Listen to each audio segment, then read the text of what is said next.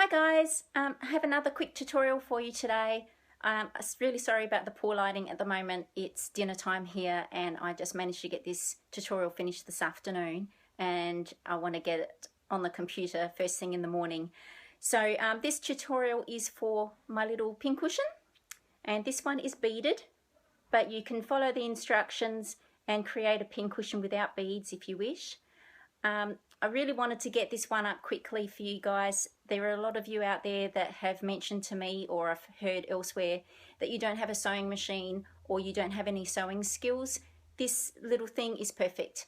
You don't need a sewing machine at all because it is actually stitched using cross-stitch material, so front and back, and you use the holes on the material to help guide you. Just like the biscornu, it has a whip stitch closure, so it's really easy and simple for you to figure out. It doesn't have to be a square, it can be a circular shape, it could be a rectangle, pretty much any shape I suppose, as long as you have two pieces that are exactly the same. Mine is plain on the back. You can certainly have a design on the back if you wish, and mine just has normal wadding for stuffing. So you can follow this tutorial for a bigger piece as well and create a little cushion.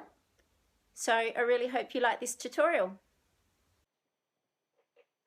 Okay, so the supplies I used to make this pincushion were two pieces of cross-stitch material of identical size, a beading needle,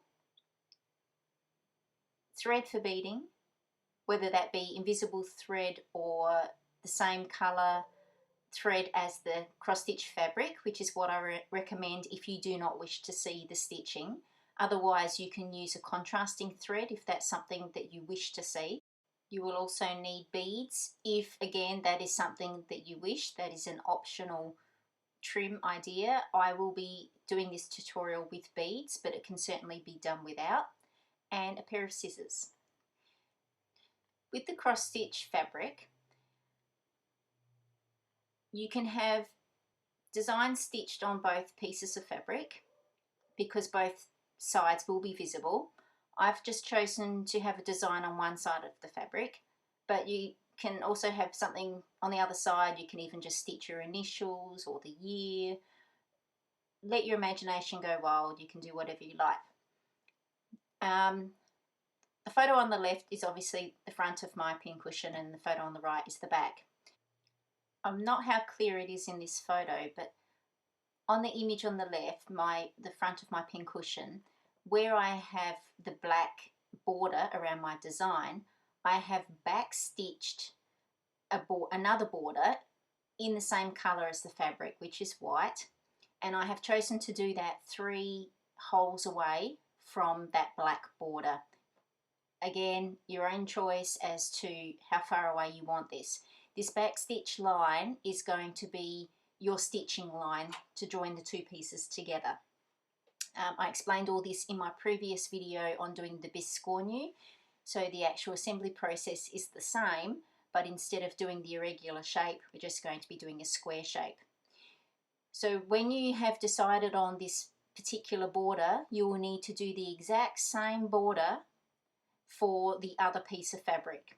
So again, like in the other video, count how many stitches you have on each side for your back stitch and then replicate that on the other piece of fabric. These need to be absolutely identical for this to work. If you look in this photo, you can see I have placed my needles in the middle of both of those pieces of fabric to mark my center line. I did that just to make sure that I did have exactly the same size for both pieces. I didn't mark this as the stitching point for my design because I will be filling this from the bottom, and where those needles are, that area will be left open to allow for the stuffing. Once you've completed that back stitch border, you can then go ahead and trim any excess fabric away, and I suggest using a 1/2 inch allowance from that back stitch border and trim that off all the way around on both pieces. So again, they'll both be exactly the same size. And once you've done that, Then just finger press the extra fabric from the back stitch, finger press the seam allowance to the wrong side. So in this photo you can see my back stitch line a lot more closely, again using the 2 strands and making sure that they're identical on both pieces of fabric. So the needle on the left of my thumb is where I had marked the center point. The second needle was where I decided to begin stitching my seam together. So I placed a pin in the identical space on each piece of my fabric. Then using 2 strands, because that's what I like to use to assemble this piece, make a nice sturdy knot at the end of the cotton, and then come up through the bottom of the starting point on that fabric so that the knot is on the bottom of the design. So before I go any further, I'm just going to show you this picture here in case you haven't seen the previous video. This is how the whip stitch is actually done. So I followed the photograph on the right hand side because I added beads to my pincushion. So if you look at both of them, they're obviously identical, one with beads, one without. And just use this process all the way along your pincushion to complete the whip stitch. So next step is to run the needle through one of the back stitches, whether it's to the left or the right of where you came up through the fabric. It doesn't matter as long as you do it exactly the same on the other side of the design. So in my case, it was the 10th stitch in from the corner. So I ran the needle through that first stitch, and then I lined up the other half of my design so that the stitches were all laying parallel to each other, and continued the needle through to the 10th stitch of the other side. And if you notice here in this photo, you can see that the seam allowances that we finger pressed to the wrong side are now both on the inside of this stitching so that they will not be visible whatsoever. And then you can just simply keep doing the whip stitch by lining up, by making sure that those back stitches are parallel with each other, lining up the needle between both. And if you choose to add beads like I do, I suggest adding them to every other stitch, which creates a nice pattern. You could of course add them to every stitch if you like, but you'll go through a few more beads that way. But for me, I've completed my first stitch, so this next stitch will be, I'll be adding a bead. So I insert the needle into the top back stitch first. I then add I add the bead onto my needle, and then I run my needle through the other back stitch to complete that stitch.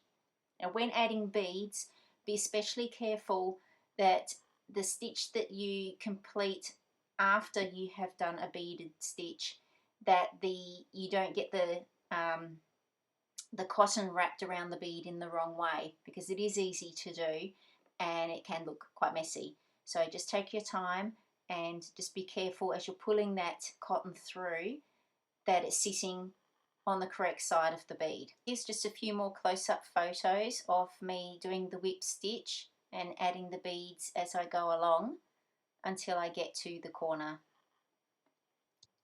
As in the Biscornu tutorial, I found it easy to pinch the fabric together using my thumb and forefinger and holding the fabric this way while I did my whip stitching. So once you get to the corner, you'll know whether you're on track, because if your stitches line up, you're doing well. So again, they can be very fiddly, and the smaller your pincushion, the more fiddly it will be. So what I found useful was to take the top stitch first, as you can see in this photo. So I put the needle through that top stitch, then I would fiddle with the seam allowances and fold them under neatly while still trying to place my needle into that bottom stitch and then pulling it through to get it right. Obviously it's a little bit more fiddly if that is also a corner with a bead, but it's really quite easy once you get the hang of it.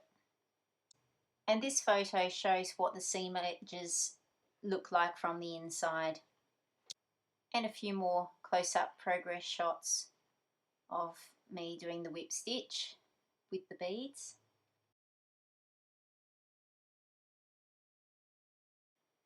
And here's another angle which clearly shows the needle going through both stitches. And as I said before, it's really easy to see if you've gone off, because as you get to each corner you'll know if you've run out of stitches or if you have an extra stitch. And there's really only a few ways this can occur, and that can be if you, when you did your original back stitch around your design, you may have done extra on one side than the other. That will certainly not join up. And if you, as you're stitching, if you have accidentally missed one of those back stitches when you've been doing the whip stitch, or if you've accidentally done another one twice in the same spot.